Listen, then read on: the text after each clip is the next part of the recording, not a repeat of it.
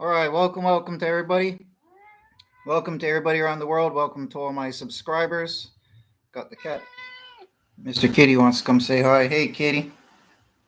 Anyways, so I wanted to do a part two to my original video, um, which for some bizarre reason has gotten 1,200 views in about 1 or 2 days, which is not normal for me.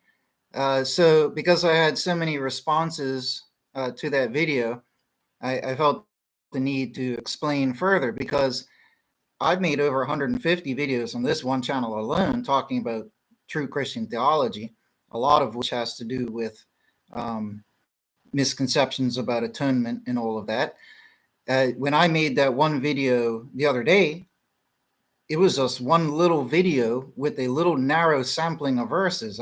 It was not meant to serve as some big compendium of ultimate proof. And I didn't expect to get 1,200 views now from that. So there's a lot of people who have questions, and because that video of mine was not meant or tailored to give all the information, there's a lot of people with questions looming over their heads, right? So I do appreciate I got a lot of likes from that video. So obviously a lot of people heard the wisdom in what I was saying. And I'll refer people over to my systematic theology, which is available on Amazon.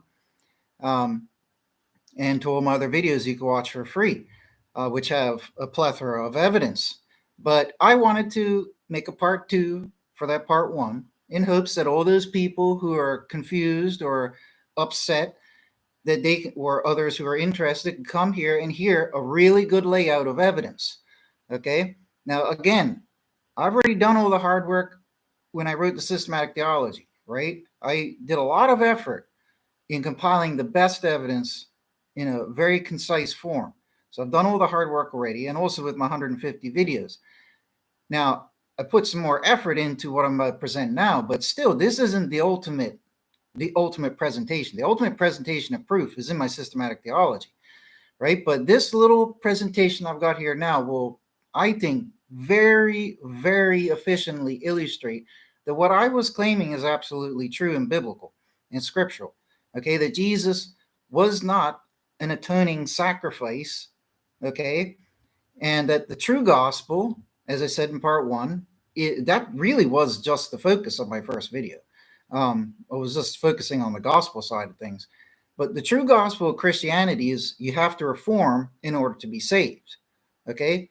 Now, and welcome. Good to see you here.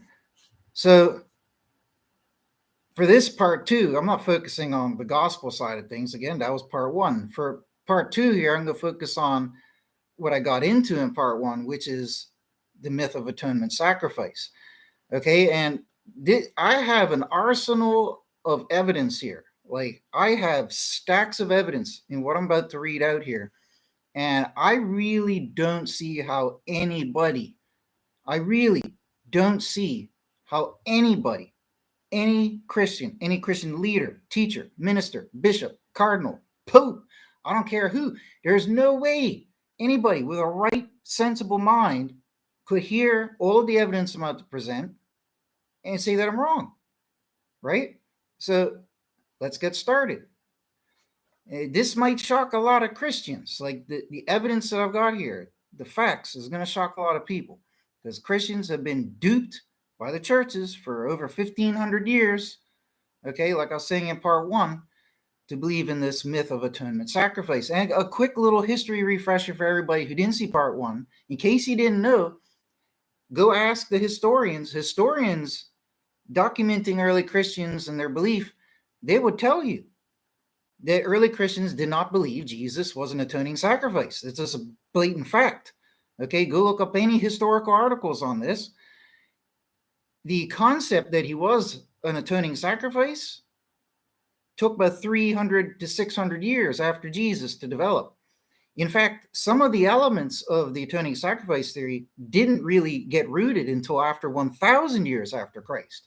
Okay, so that's just a little history refresher. It is not something, believe it or not, atonement sacrifice of Jesus is not something that is taught in the Bible. It is not taught in Old or New Testament.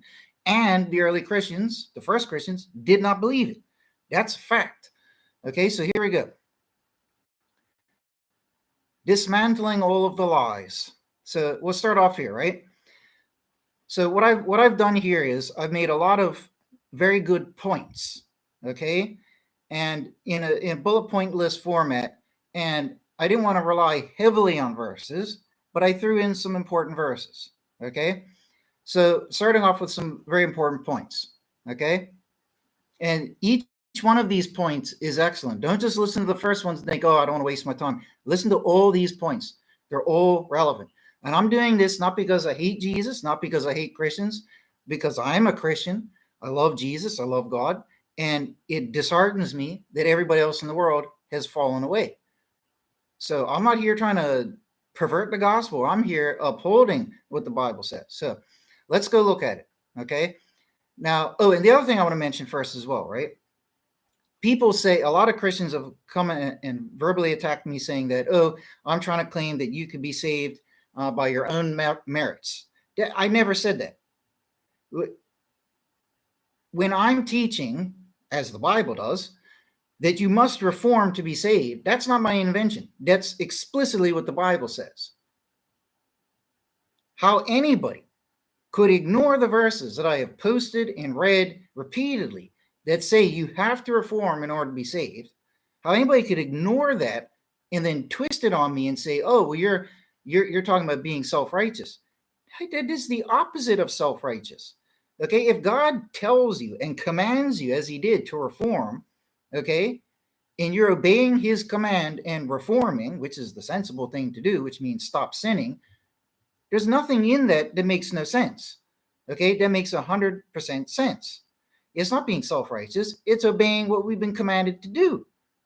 What is self-righteousness is all the churches who say, hey, if you imagine and believe that Jesus did this blood atonement ritual and that he was a blood atonement sacrifice, you just imagine and believe it in your mind. There's nothing you're holding, nothing you're doing, just in your mind, you believe it, you get forgiveness, you get declared righteous. You tell me, which example is a truer case of self-righteousness? Me, where I'm reading the verses where God commands us to reform, or the churches that say, hey, you can basically imagine that you've been declared righteous? Which one, by definition, not even wordplay, which by definition is self-righteousness? It's where you think in your head by dogmas, oh, I'm declared righteous, I'm innocent, my sins have been forgiven. That's what all the churches have been teaching. Okay, Bible doesn't say that. So I just want to point that one out there. And the other main thing I want to point out, because I'll forget if I don't say it now, and I'll get straight into the verses after this, okay, is I'm not trying to say that Jesus didn't sacrifice of himself. Obviously he did, right? He marched on to his death knowing that he was going to die. Okay, so I'm not trying to deny that from Jesus. That's common sense. The next thing is, I am not saying, nor have I ever said, that salvation is something that you get from yourself. Like, God is the one who is the judge. God is the judge. And the judge who wrote the law says, don't sin. If you stop sinning, I'll forgive you and you'll get to go to heaven. There's nothing in that about defying God or defying Jesus. Nothing whatsoever. Anyways, right? Let's get into the verses here, right? So if Jesus was an atoning sacrifice that grants forgiveness of sins, okay, if he really was, then there would be no such theology. I mean, this is common sense. If he really was an atoning sacrifice for your sins, then there would be no need and there would be no such theology, as there actually is in the Bible, which commands us to stop sinning or face condemnation. Now, I've made tons of videos going over all those verses again. I'm not going to repeat them again here today. The fact is, there is theology in the New Testament. It says we have to stop sinning or we will be condemned. Even John says one of the most explicit verses on this, which I put in my video the other day. Okay, that if you're a Christian and you're doing sin, it says you're of the devil and you don't know Jesus. There's other verses I've read where it says if you claim to believe Jesus, that means you must obey him. Okay, there's lots of different things here. But anyways, if Jesus was an atoning sacrifice that grants forgiveness of sins, then there would be no such theology, as there is, which commands us to stop sinning or face condemnation. Now think about it. If his sacrifice makes us innocent and forgiven and declared righteous, then why is there a command further to reform from sin? That's like saying you need gasoline to run your car engine, but the car engine also runs on water. Well, you don't need gasoline, right? I really hope people understand this, right? Because the atonement sacrifice theory says, as all the churches claim, that it is essential for you to be saved. It is essential that you believe in the carnal blood atonement sacrifice for you to be saved. You have to believe in it. When you believe in it, you get declared righteous. You're made innocent. You're forgiven for everything. You're declared righteous. You're good to go. Each church has a little slightly different take on that, right? I'm generalizing it. Okay. But all the churches, all denominations say that he was a blood sacrifice, which is vitally required for your salvation. Every single denomination says that. But if it's so true that he was that, then why is there theology in the New Testament that teaches us, commands us to stop sinning or face condemnation, right? My point is, if his sacrifice did make us innocent and forgiven, then why would there be a command to reform from sin? Right? Next, if Jesus' sacrifice did remove our guilt and give us salvation, then obviously it didn't if we are commanded to reform from sin or be condemned. You have to stop and actually digest that to understand it, right? Don't let it go in one ear and out the other, right? And why would Jesus, furthermore, to help illustrate this, why would Jesus turn away Christian sinners at the judgment day, which we saw in Matthew 7, and there's other verses like that in Revelation, right? But why would he famously turn away Christian sinners at judgment day, seeing as they believed, obviously, in his sacrifice? If these Christians who believed in his sacrifice had been forgiven by his sacrifice, then we wouldn't see Jesus turning them away because they would be declared righteous. Obviously, if Jesus is turning away sinning Christians, this shows you that you are condemned for sinning, even if you're a Christian. Right? Instead, we see Jesus condemning Christians who sin. So obviously, his imagined sacrifice did not give them forgiveness for their sins. Because if it had, Jesus wouldn't have turned them away. And again, the reason he turned them away is because they're doing sin. Now, this makes sense in light of the true gospel, which is you have to stop sinning to be forgiven. That makes perfect sense why Jesus would turn away sinning Christians. Next, that's a minor point. Here we get into the more hardcore points here that methodically, categorically rule out any possibility of him being an atoning sacrifice. Anyways, next point. Furthermore, as I've always said, there's no mention, and this is very important. Most Christians don't even know this. So it's important for me to keep saying it. There is literally no mention, not one occurrence of the word atone, atoned, atoning, or atonement in the New Testament. It doesn't occur at all. So how can anybody say that Jesus atoned us when there is literally not one word saying such? You tell me, right? You have hundreds of pages of the New Testament. And if it's so true that he was an atoning sacrifice, you would think that the word would at least occur, but it doesn't. What does that tell you, right? But going on. What people have done is they've conflated definitions of different words to mean the same thing as atonement. Now, this is actually a pathetic and desperate attempt, quite literally, to insert atonement theology where it doesn't exist. That's like saying, I have a book about cats, but you read the book and it doesn't mention the word cat at all. How is the book about cats? It doesn't mention cats. How could Jesus be an atonement? You got hundreds of pages. Where's one word saying atoned? He atoned us. He was atoning for us. He was our atonement. There's not one word. If your Bible says the word atone anywhere, it's because they've perverted the original language translation. They've altered the words that were there. Now, God told Moses in the Old Testament, and God told Jesus in the New Testament that you're not allowed, Jesus said it in Matthew 5, you're not allowed to add one dot to the law of God. Jesus says he did not come to take away the law, but to fulfill it. and you cannot take away one dot from the law, or basically you're in a whole heap of trouble. Okay? So you tell me, if the original language text does not say the word atone, but all these modern church Bibles say atone throughout the New Testament and how Jesus was an atoning sacrifice, then who has done what? They have altered what the word is. They did more than just put a dot. You know what they did? They changed a word into a different word to suit their dogma. This is literally what occurred. They take the word, all sorts of different words, repent, and all sorts of things, and they'll transform it into the word atone. They'll take the word propitiate or propitiation and transform it into the word atone. When atone means atone, propitiate doesn't mean atone. Reconcile doesn't mean atone. Okay? Sanctify doesn't mean atone. All these words are different words because they mean different things. Atonement is something specific. If you don't know what atonement means, go look it up in a biblical dictionary and in a modern dictionary. You'll find that they're both the same. Atonement is where you make reparations for something that you did wrong. Okay? That is literally, biblically, and according to dictionaries, what atonement is. Okay? It's a reparations payment. Now, propitiation has nothing to do with atonement, reparation, payment. Reconciliation means to be reconciled unto something. That has nothing to do with atonement.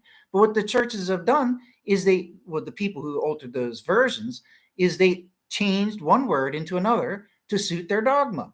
So that when they parrot the scripture to their followers in the churches, they can fool them to thinking, oh, Jesus was our atonement. Look, it says that. But it doesn't say it in the original text. That is an abomination to change the word of God, but yet they have done that. Furthermore, I want to point out, this shows you how real and scary all this is. Jesus said you can't add or take away a dot. That means punctuation. Well, they didn't use punctuation or capital letters back then. Do you know what else was added to the Bible? Punctuation. It didn't occur in the original text. But he said, don't change it. But hey, they wanted to change it. Is that my invention? Nope. These are facts. I'm talking facts here, right? So they literally altered it because the New Testament didn't talk about Jesus being an atonement, but they wanted it to. So they put it in there. And if you don't have a problem with that, I don't know what to say. But going on. If we look at Matthew 26, verse 38, it says, then saith he to them, this is Jesus, right? Exceedingly sorrowful is my is my soul unto death. Abide ye here and watch with me. Okay, this is when he is in the Garden of Gethsemane. Okay, and he says, and having gone forward a little, he fell on his face, praying and saying, my Father, if it be possible, let this cup pass from me. Nevertheless, not as I will, but as thou. Okay. Oh, sorry, I accidentally scrolled down a bit. Let me backtrack there. So where is it? Yeah. So of all the backtracking, of all the New Testament, the concept of sacrifice of Jesus only comes from one book. Here's another point. Okay. It is not something that you see throughout the New Testament. It is not something that's taught in the Gospels and taught in all the other books. Right? Even the scholars say that the information about Jesus being a sacrifice is almost entirely, like 99.9%, from the book of Hebrews. Okay? But so just making a valid point here, of all the New Testament, the concept of sacrifice of Jesus only comes from one book, Hebrews. Why not from the mouth of Jesus or any of the other Gospels or books? Why is there no mention of Jesus being born to be a sacrifice anywhere throughout the whole New Testament? Right? That's a valid point. If it's so true that he was a sacrifice.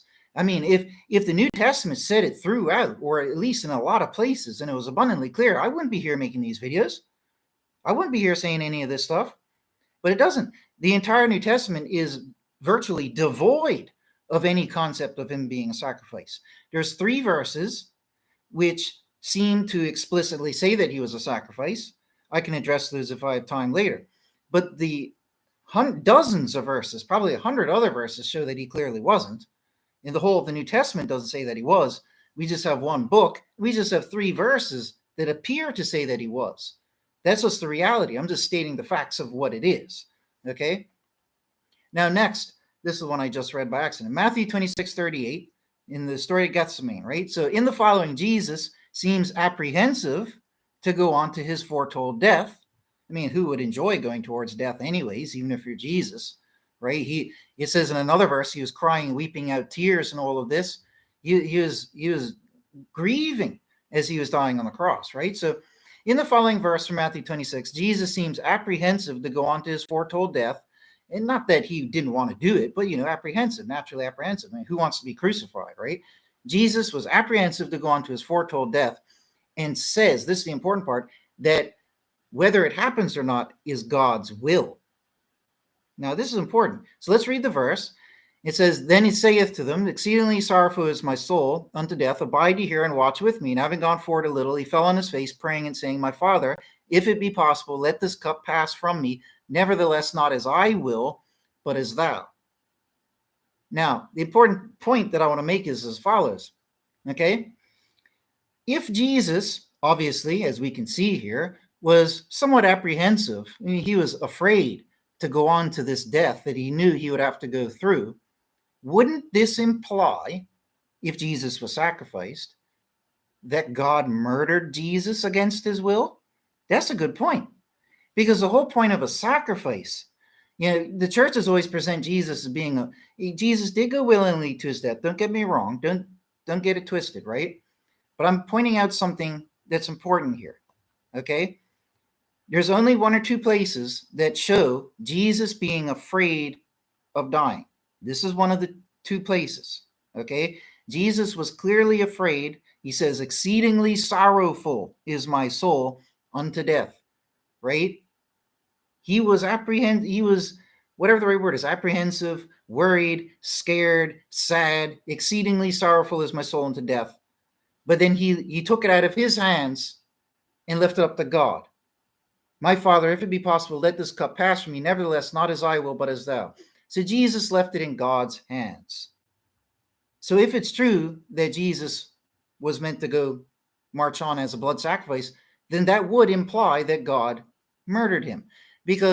And not just sacrificed.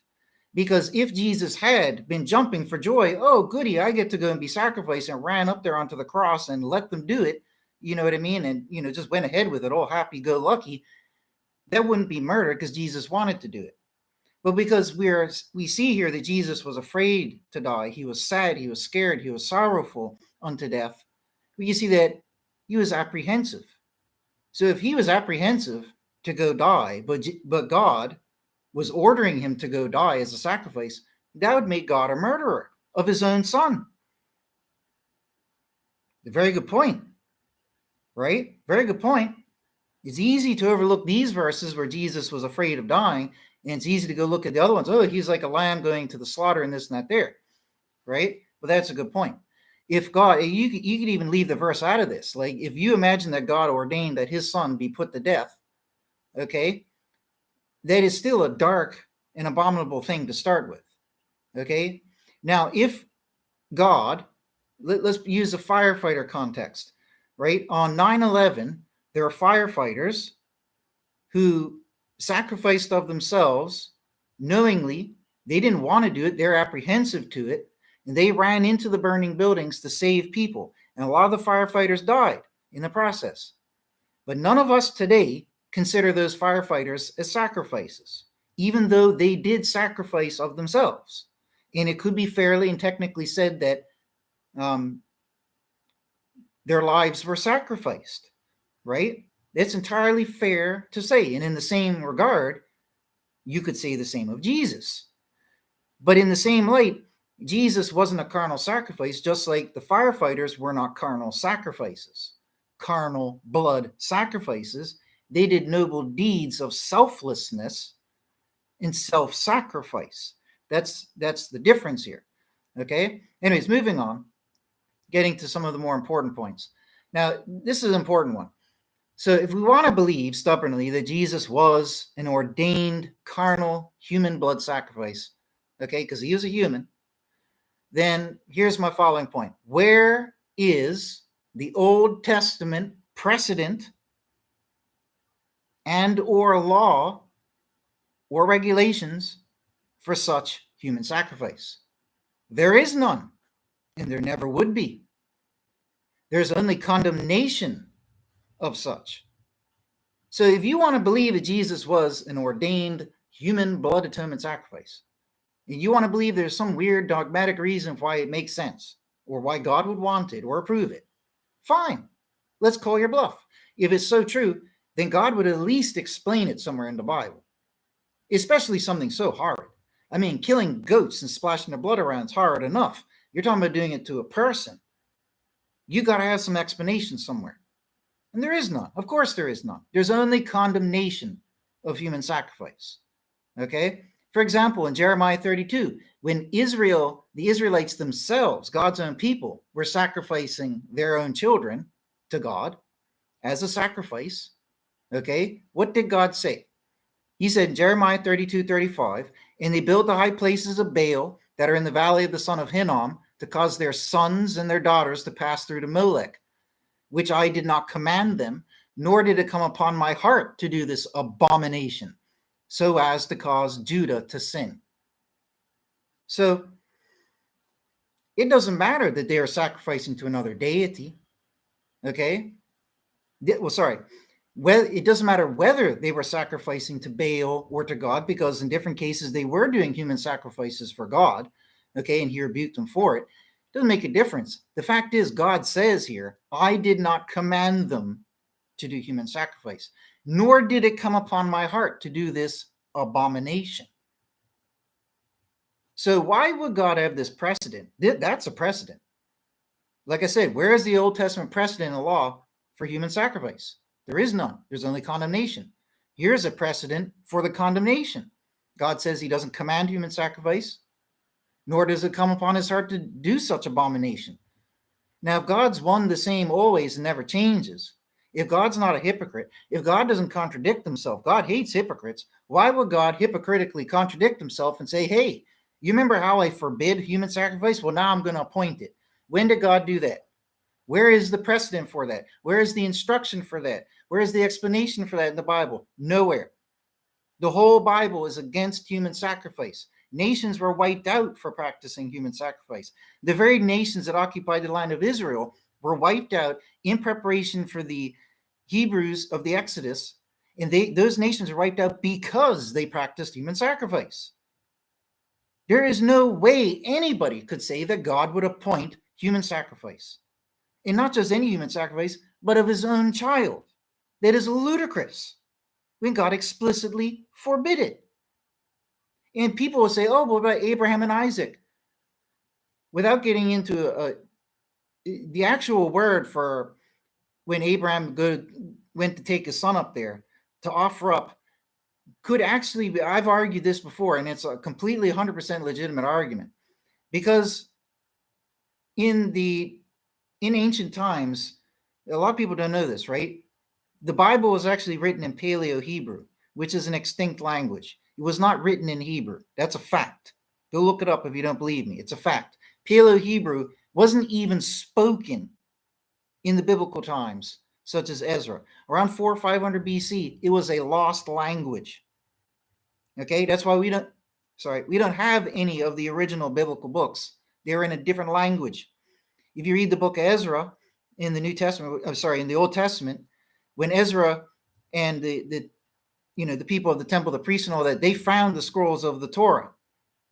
And when they read it out to the people were shocked and dismayed because they couldn't read it, they couldn't understand it, even at that time. And any scholar, or historian, or rabbi could tell you the same thing. Paleo-Hebrew was the original biblical language. It went extinct as a language before 500 BC. Okay, and in the days of Ezra, they couldn't even speak it anymore. The only people who could were the scribes. Okay, and that's why if you read the text, the scribes had to go read over the Torah scrolls and then teach it to the people. They weren't able to understand it. Okay, my point in all this is that the original Paleo-Hebrew, right? Where was it again? How does this tie back to the abomination? Anyways, I can't remember I was getting into that there. It might come back to me, right? But what people don't know is that it was written in Paleo-Hebrew. We don't even have those texts anymore. Okay, but what we do know from the text here, like Jeremiah 32, is that God did not command them to do human sacrifice. And there's absolutely no way you could turn around and say that, oh, he has ordained it. There's absolutely no way you could say that. So, like I was saying, where is the Old Testament precedent and law for such human sacrifice? There is none, just condemnation of such. And furthermore, Jesus was not an animal or a female. Okay, the animal sacrifices for sins, they were female. Jesus wasn't a female. So Christians today, Christians for 1,500 years have tried to say that Jesus was following suit of the animal sacrifice system. And their whole basis for why Jesus was a sacrifice is because they believe, erroneously, that the animal sacrifice system is what atoned guilt away. That's not actually true. I'm going to get to that in a second. Okay, but because they had that erroneous concept, they didn't understand how Judaism actually worked. They didn't actually read the Bible, because if they had, they would see all the verses where it says what I'm about to say in a moment, right? They literally founded their concept of this human sacrifice on an erroneous understanding of the Bible. I'll show that in a second, right? So, as any Christian might argue, they'll say that, oh, well, Jesus had to be a sacrifice. He was a sacrifice, and he had to be, because without sacrifice and shedding of blood, there's no forgiveness of sin. This is a verse and an erroneous concept that Christians have wrongly touted for 1,500 plus years. Okay, but let's point this out. I will dissect that understanding, every single thread and fiber. Okay, number one, the most obvious, simple thing is Jesus wasn't an animal. Okay, and it gets back to my initial point, which was, if human sacrifice is something ordainable, where did God ordain it? He never did. Okay, so adding to that, Jesus wasn't an animal. The animal sacrifices were ordained, but Jesus wasn't an animal, nor was he a female. The animal sacrifices were female. Okay, the ones for sins. Next, the animal sacrifices had to be without blemish. Now, blemish, in regards to the animal blood sacrifices, had nothing to do with sins of the animal, of course. It had to do with physical deformities and defects. Now, Jesus was full of blemishes because he got beaten, whipped, cut, and lashed and everything. He was full of blemishes. Again, I just want to say, the law of Moses does not say you have to get a righteous goat and bring it to the altar. It says you have to bring a goat to the altar that has no physical blemishes. The Christian churches have cognitive dissonance and applied that inapplicable verse over to Jesus, saying that, oh, because there's verses that say Jesus was without sin, he's without blemish. I mean, you could use such statements euphemistically about Jesus. There's nothing wrong with that at all, right? But he was not carnally and literally without physical blemishes. So he, even according to the Mosaic law of sacrifices, was not approvable to function as a sacrifice. Okay? He wasn't female, he wasn't an animal, and he was full of injuries and blemishes. Just because there's a verse where Jesus' legs weren't broke doesn't mean that he was the best animal sacrifice or something that trumps all the animal sacrifices. He was full of blemishes. He wasn't a female. He wasn't 1 year old. He was an adult man. Okay? Another reason why he wasn't a sacrifice is all of the sacrifices were sacrificed by priests. No priest sacrificed Jesus. Okay? And the Christians say, oh, well, Jesus sacrificed himself, or God sacrificed him.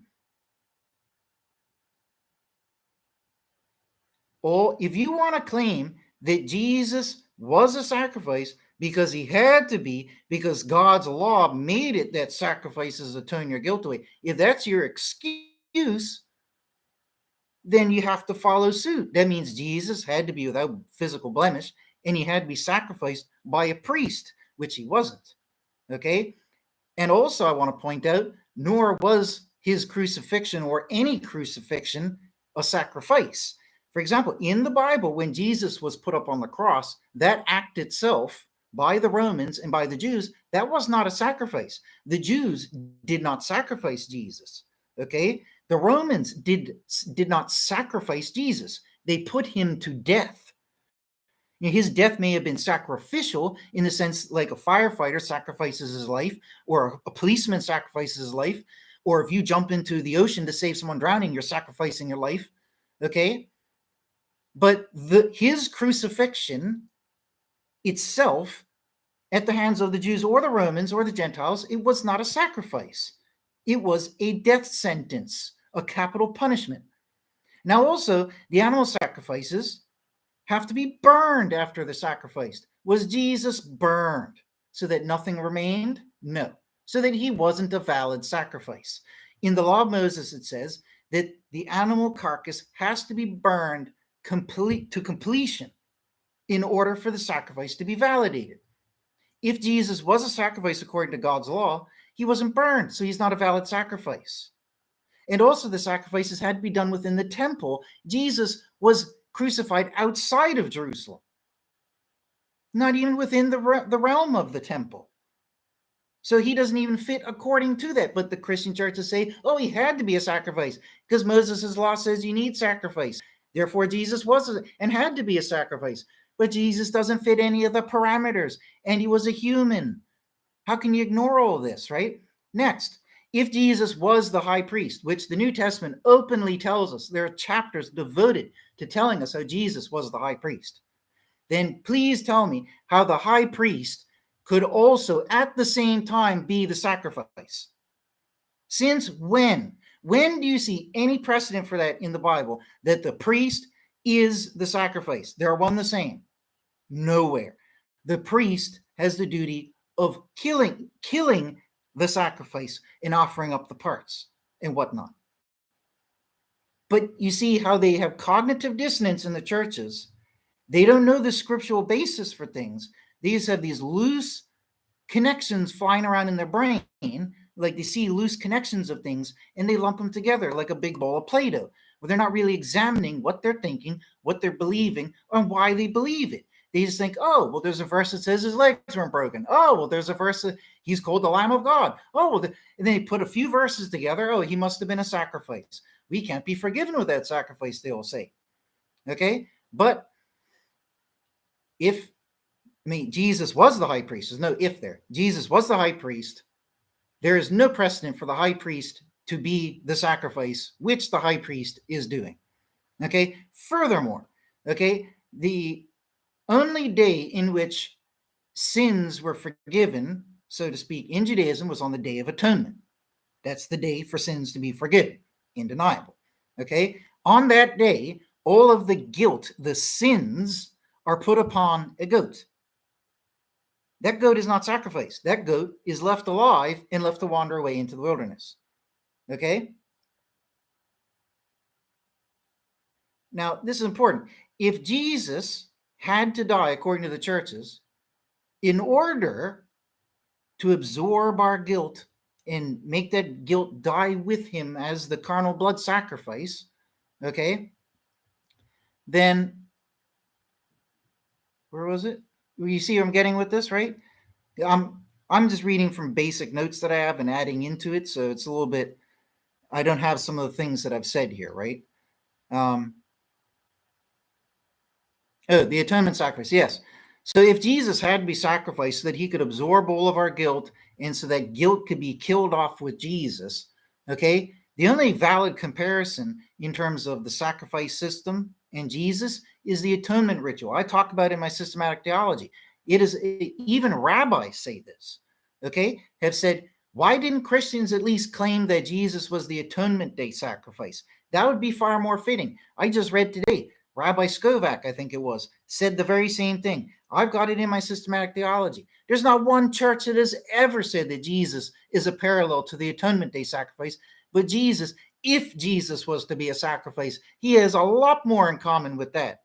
Yeah, I have a whole chapter on it in my book. There is definitely a spiritual connection there, and I explain it in my book.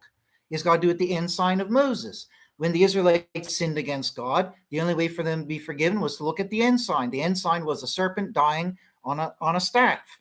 Okay? When they looked at that, they were delivered from their sins and forgiven. Okay? And the fiery serpents would stop biting them.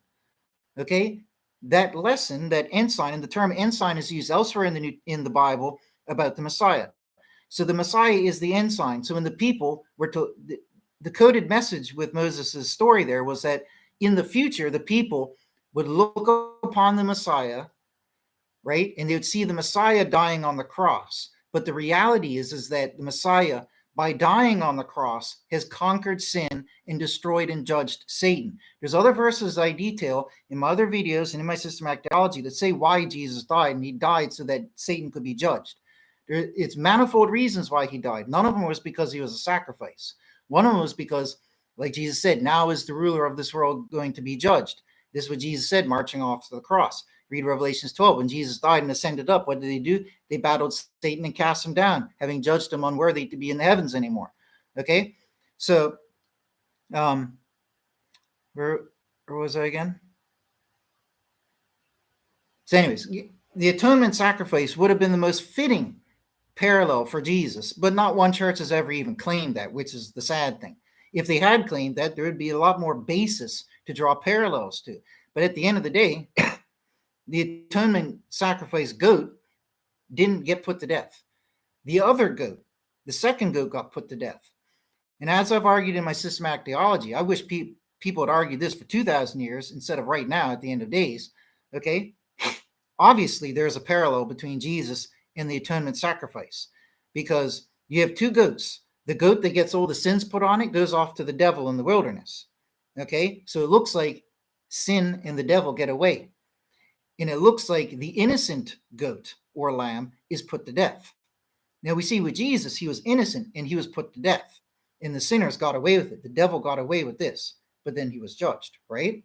So there's an obvious parallel between Jesus, this ensign of Moses, and the atonement ritual. And like I explained in the book, right? The serpent dying on the cross was the ensign.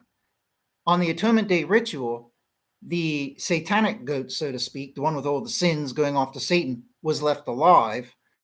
The innocent goat got put to death. So as I've explained it, it's best explained in a coin analogy. A coin is one coin, but has two sides. There's a flip side to the coin. So on the atonement day ritual, it looks like the innocent victim died and the one bearing all the guilt got away with it. But the flip side is, and we could only learn this through Jesus and what he went through, is after Jesus died, judged Satan and cast Satan down, and taught us to reform and how we could earn salvation and overcome sin and defeat Satan ourselves. Once Jesus had done that, then we see that the flip side of the coin is true, because it wasn't, even though Jesus died on the cross at face value, it was Satan who went on to be judged and condemned. Jesus went on to resurrect to eternal glory. Even though at face value on the first side of the coin, oh, Jesus is dead on the cross. But the flip side of the coin is, symbolically, Satan is dead on the cross.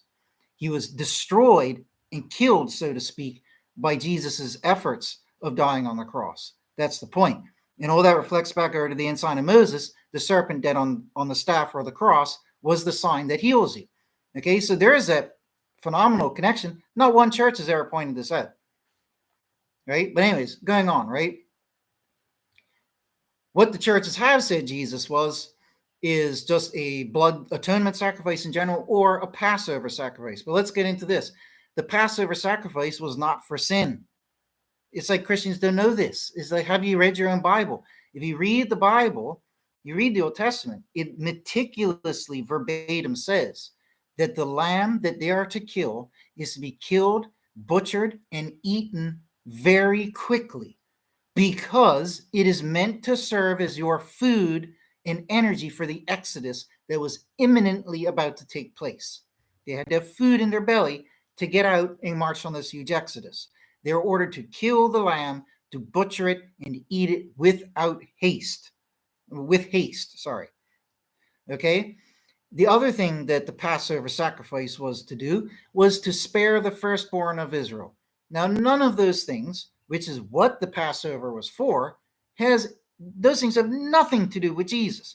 Even the Christian concept of him being an atonement sacrifice, because the Passover sacrifice wasn't an atonement sacrifice. The Passover sacrifice wasn't for sin. So why would you claim, I know why they claim it, because there's two verses that euphemistically call Jesus or compare him to a Passover sacrifice. Why the New Testament authors chose to use those words, I don't know. There's only 2 or 3 in the entire New Testament. But the fact is, the Passover sacrifice was to be a source of food for the Exodus, as the Bible says. And the second-fold thing, the second-fold effect of it was that it would spare the firstborn of the Israelites. None of those matters are applicable to Christianity whatsoever. It's like they just grabbed in the dark for some sacrifice to associate with Jesus. And because he was called the Lamb, oh, he must be a Passover sacrifice. And the one or two verses from Paul or John. Okay? But at the end of the day, the Passover, those are just euphemistic analogies. The reality is, like I said, Passover sacrifice is not for sin. But more importantly, Jesus, and I point this out in my systematic theology, if Jesus was the Passover sacrifice, if he truly was, then we have a problem, because Jesus died before the Passover sacrifice was done. Proof of this, because people argue that, proof of it, go read all the Gospels where it details how Jesus kept the Passover. It's got Jesus giving instruction to go get the lamb, to go butcher it and get it ready. Go get everybody gather around the table, right? The whole scene is laid out. Jesus stands up in the middle of the service. I am keeping this Passover with you. Jesus did the actual Passover sacrifice himself with his followers before he died. So how could anybody claim that he was the Passover sacrifice? It's ridiculous, right? Furthermore, the Passover sacrifice, if you want to claim that Jesus was the Passover sacrifice, the Passover sacrifice had to be a lamb, a year old. Does that apply to Jesus? Jesus wasn't a lamb. He wasn't a year old. He was an adult man. Okay, so he couldn't even be the Passover sacrifice, even if you wanted him to be. The Passover sacrifice law in the Old Testament doesn't say, hey, you could use a lamb or you could use a human. It didn't say that. It didn't say you could use a lamb or the Messiah. It just says use a lamb and that's it. The lambs can give you food to get out of here on the Exodus. And when you put the lamb blood on your doorpost, the angel will know that you side with God, you followed his order, and the angel will not smite down those firstborn. Okay? The angel was going around smiting all the Egyptian firstborn. He smote down any firstborn that didn't have that on their door. Okay? So there's no connection between the Passover and Jesus. There are two verses in the New Testament that say that he was our Passover sacrifice, and this and that there. Those are euphemistic analogies, and that's that. Okay? Next, this is the most important thing. Christians always say, oh, well, Jesus had to be a sacrifice because we need sacrifice, otherwise we can't be forgiven. They have this whole dogma on how everybody's a sinner, nobody's righteous, our righteous deeds are like filthy rags, blah, blah, blah, blah, blah, and we can't be forgiven without blood sacrifice. There's only one verse in the whole New Testament that was Hebrews. It's in Hebrews, which says, without shedding of blood, there's no forgiveness of sins. Okay? Now, I've pointed out, like I did in other videos and in my systematic theology, because this is a singular verse saying that, there isn't enough comprehensive extra information to back this theological point out. We have all fair right to judge this statement as follows. We know that mortality is a punishment. It's a curse. All of us have inherited mortality, or are cursed with mortality, and we will all die. When you die, the act of dying is also known as shedding blood. Okay? Our mortal death is part of our atonement package. Every human being will die, even the Messiah. We will all die. That's part of our punishment. You can't say that, oh, your mortal death has nothing to do with punishment or curse. You can't say that, because it literally is in Genesis. That's what it is. Okay? But yet the churches want to believe Jesus was our atoning sacrifice. He died in our place and all this. But yet every mortal human still goes on to die at the end of their life. So what death is Jesus sparing you from? Jesus commanded us to go through a spiritual death at our baptism along with him. So you can't say that, where Jesus died to keep us from a spiritual or physical death. Neither. Jesus instructed us to undergo a spiritual death, and none of us are going to be spared from a physical death. So what death is Jesus sparing you from? It's all just wordplay and dogma from the churches. Okay? So the most important thing is that once you understand the biblical understanding of the sacrifices, once you read the Bible for once, you will learn that the animal sacrifices were not to remove guilt. That might sound crazy to Christians. They're like, oh, of course it was. No, it wasn't. You don't know what the Bible says.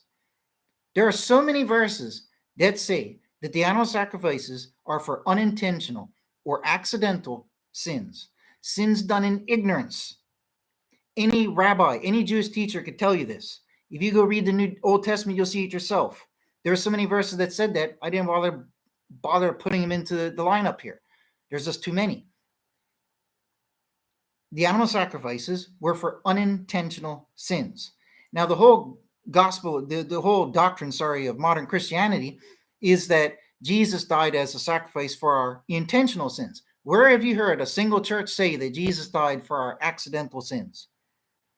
And if Jesus died for our accidental sins, what about our intentional sins? Okay? You see, if you want to claim Jesus had to be a sacrifice because that's the system God set up, sacrifice, blah, blah, blah, then the problem is the animal sacrifice system that God did set up was not for intentional sins. It was for unintentional sins. We have a major problem there. So if Jesus is following suit, which again, human sacrifice can't follow suit, it's an abomination. But even if you wanted to pretend that it could, then it would just do what the other sacrifices did, which is remove accidental sins, sins that you did in ignorance. Okay, here's an excellent one, right? Check this out for proof. From Numbers 15:27, one little verse to validate it. If a person sins unintentionally, then he shall offer a 1-year-old female goat for a sin offering. And the priest shall make atonement before the Lord for the person who goes astray when he sins unintentionally, making atonement for him that he may be forgiven. But the person who does anything defiantly, this means on purpose, whether he is a native or an alien, that means Gentile or Jew, that one is blaspheming the Lord, it says, and that person shall be cut off from among his people because he has despised the word of the Lord and broken his commandment. That person shall be completely cut off. His guilt shall be on him. Christianity don't know this. Christianity's out there saying that, oh, well, the blood sacrifice system was meant to make you forgiven for your sins. No, it wasn't. That's not even what it says. It's not what it was for, and that's not what it says. Go ask any rabbi. Okay, go read the book yourself if you don't believe me. I just read a verse there for you, right? The animal sacrifices were for unintentional sins. If you did a sin on purpose, there's no sacrifice for that. You're in trouble. Proof that all the churches are founded on lies. They're telling their congregation, oh, well, in the Old Testament times, you needed the shedding of blood to be forgiven. That is not true. That is a single verse in the whole of the New Testament that says that, but it's about your mortal death. That's what it's about. Okay? It's about your own mortal death. The animal sacrifices were for unintentional sins. There is no sacrifice for intentional sins. You are cut off. Okay? Now, next, in Leviticus 17:11, it says, sorry, was it?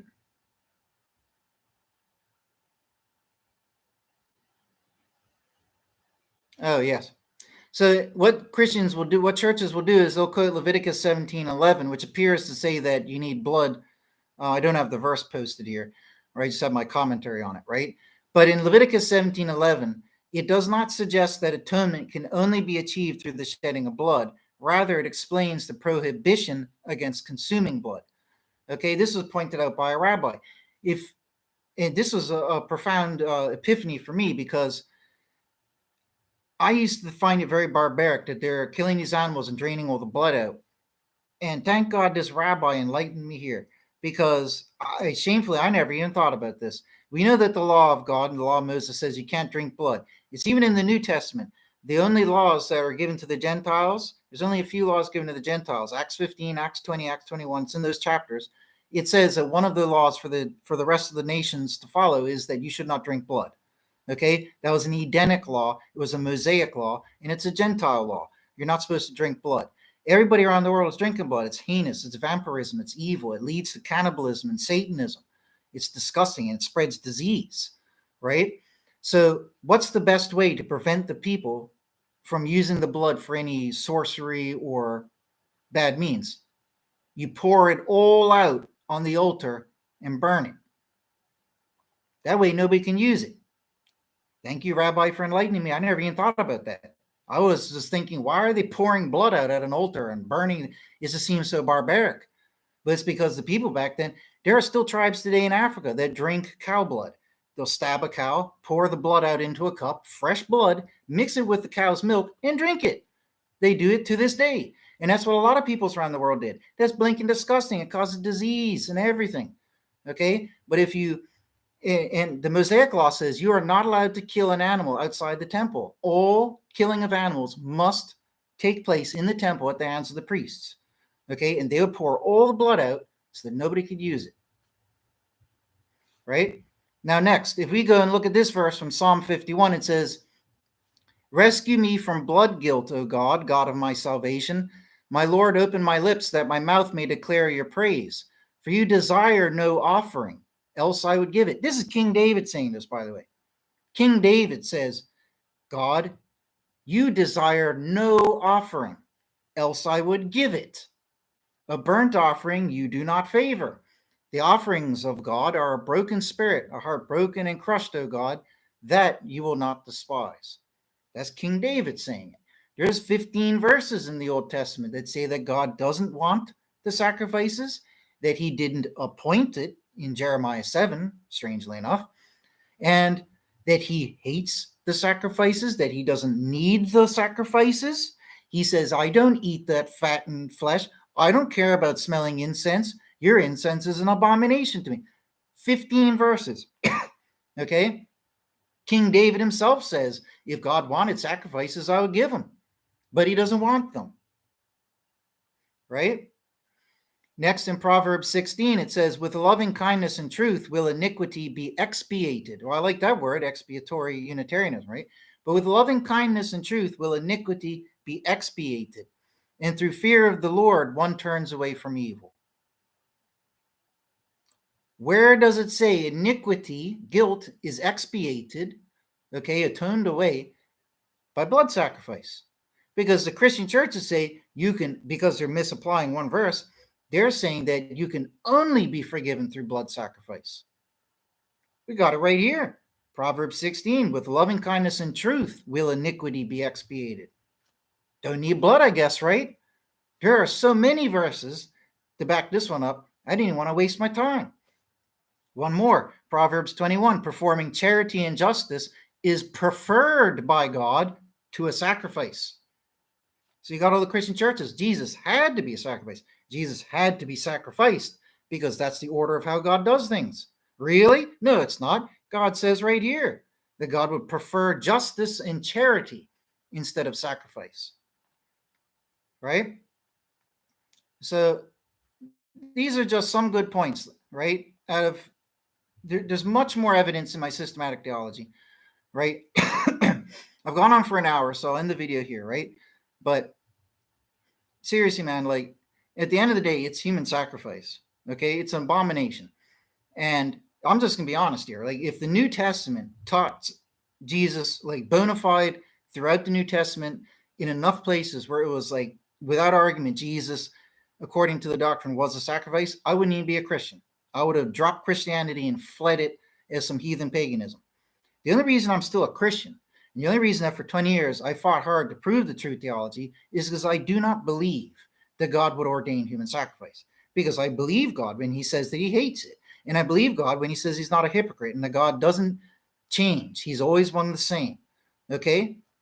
The problem is that if you want to believe Jesus was a sacrifice, you're going to call God a hypocrite. You're going to say that God, when God told us in Jeremiah that the thought of sacrificing your children didn't even come upon his heart, it's an abomination. But all the Christians today are saying that, oh no, God did change his mind. He decided to sacrifice his own child. And even when his own child was scared to die and up on the cross crying, God just marched him out there like a murderer for him to die. Really? That's heathen abomination heresy 101. And it's even worse when you believe that Jesus was God. Then you're saying we sacrificed God. That is the most satanic evil. Okay, so at the end of the day, human sacrifice is an abomination. Sacrifice of a child is an abomination, a greater abomination. Sacrifice of the firstborn child is an even greater abomination. Sacrifice of the firstborn male child is an even greater abomination because that's the one that carries on your lineage. Sacrifice of the firstborn son of God is even further an abomination. How dare you sacrifice of all sons, God's son? What's an even further abomination than that is when that Messiah, when the Son of God is Messiah, because he's not just any Son of God, he is the Messiah. Okay, and to make it even worse, these are like the 7 layers of abomination. Then you got Christians who say it was God that we sacrificed. These are all the satanic levels of deception that Satan has pulled over everybody's eyes to get all the Christians Like I said before, this isn't a tangible thing. You're not holding it in your hands. You're not doing anything. It's something you think and imagine and believe in your mind. It's tucked out of sight. You go to church and you hear, oh, Jesus was a sacrifice. It sits in the back of your mind. You don't really think about how satanic it is, right? But when you stop and look at it for what it is Satanism 101. If Satan was going to create a religion, he would create a religion that mocks God to the highest degree. You'd have a religion that says, hey, God can die.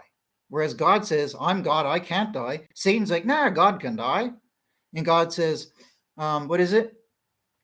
Well, just think about it. Satan is telling us that God can die and that he did, and that God was sacrificed. How much more satanic could you get? And not just sacrifice God, but torture him and crucify God. How much more satanic can you get? And you just want me to believe that because you got one verse saying that, oh, without shedding of blood, there's no forgiveness of sins, and because of how you, out of a 1,000 page book, you're going to take one sentence and then believe that we could sacrifice, or that God would sacrifice his own child or himself. You're going to believe that utter satanic heresy because of one sentence that you're misapplying, right? That's pretty scary. And again, you got all the Christians saying, oh, but we need to have it be forgiven. No, you don't. I just read a few verses out of many that show you don't need blood sacrifice to be forgiven. You never did in the Old Testament. You never needed that. It's a lie that the churches have spread for 1,500 years, saying that Judaism operated by animal sacrifice for forgiveness. That is a lie. It's not even factual. Okay? Every Jewish person knows this. Okay? And the sad thing is at the end of the day, I'm coming to a realization that in Judaism, Jewish people are very fervent for God and his law. Jewish people are a lot more righteous than the average Christian is. They're very strict. They adhere to God's rules. They get made fun of for that. If we read the book of Acts, it says in chapter 15 to chapter 21 that the disciples and the apostles got together and had a great debate over who should believe what and what law who should believe. And they determined that the Gentiles should not be keeping Jewish law. Okay? But they said that the Jews must be zealous and keep the law. Okay? The Jewish law for the Jews, the Mosaic law. They are to keep that. The Gentiles are not. It says that if a Gentile keeps the Jewish law, it is subverting their soul because it's not meant for them. The Jewish law, the Mosaic law, was given to the Hebrews at the Exodus. Okay? It was given to them in exchange for them. The law was given to them as something that they must keep in exchange for them being released by God.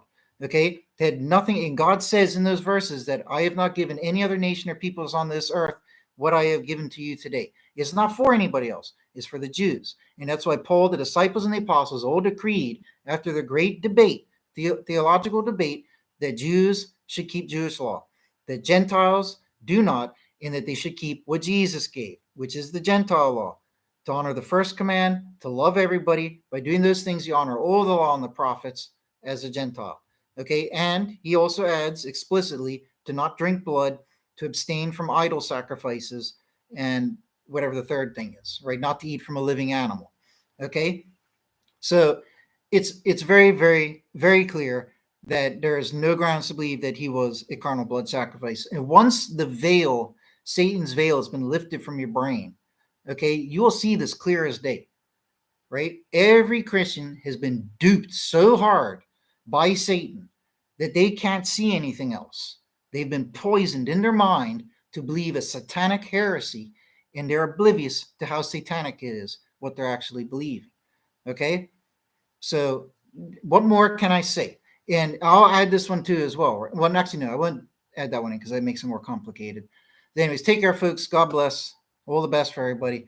If you want, there's too many comments coming in from all these people watching the video. I can't respond to all the comments, right, on that 1,200 views video now, right? So I just urge everybody, if you want to leave a comment, leave a comment. I can't answer all of them. There's too much. I'm tired of repeating the same thing to every single person, which is what I always have to end up doing. It gets sick and tiring, and I can't do that. I don't want to argue with people. I spent 7 years on YouTube debating and arguing and this and that there. I'm sick of it. I don't like doing that.